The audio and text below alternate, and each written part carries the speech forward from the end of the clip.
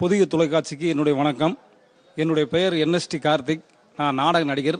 28 வருஷமாக நாடக தொழிலில் இருக்கேன். ஐயா மறைந்த மாமேதை டிஎம் சௌந்தரராஜன்னா எனக்கு ரொம்ப பிடிக்கும். பெரிய ஜாம்பவான். அவருடைய பாடல்களை நிறைய நான் பாடுவேன் மேடையில்.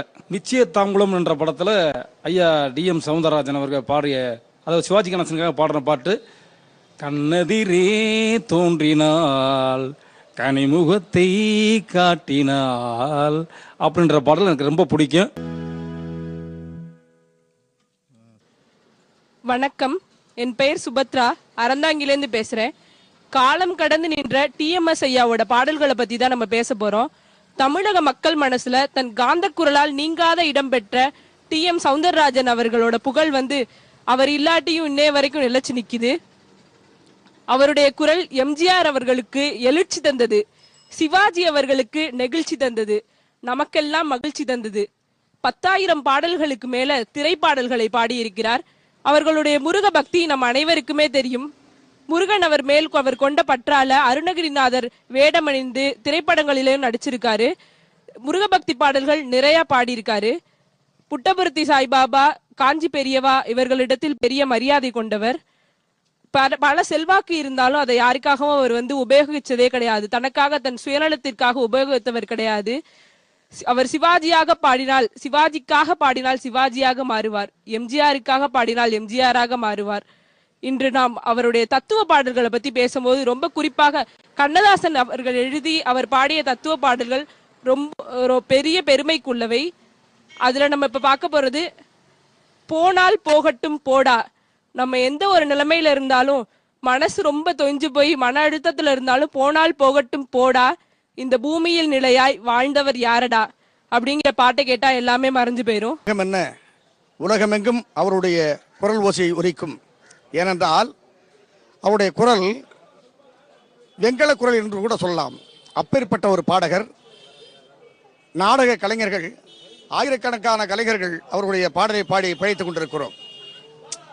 பாடல் என்றால் என்ன சொல்வது, அப்பேற்பட்ட ஒரு குரல், சொல் சுத்தம், பாடக்கூடிய நயம்.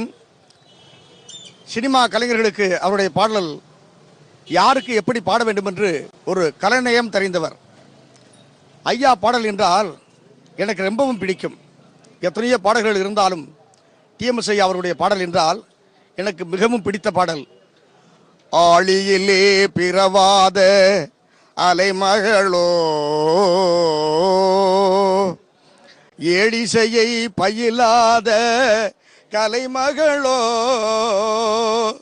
ஊழிநடம் புரியாத மலைமகளோ,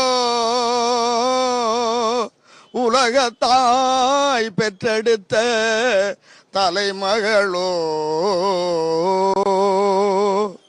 அழகு தெய்வம் மெல்ல மெல்ல அடியெடுத்து வைத்ததோ, நான் அன்பு கவிதை சொல்ல சொல்ல அடியெடுத்து கொடுத்ததோ,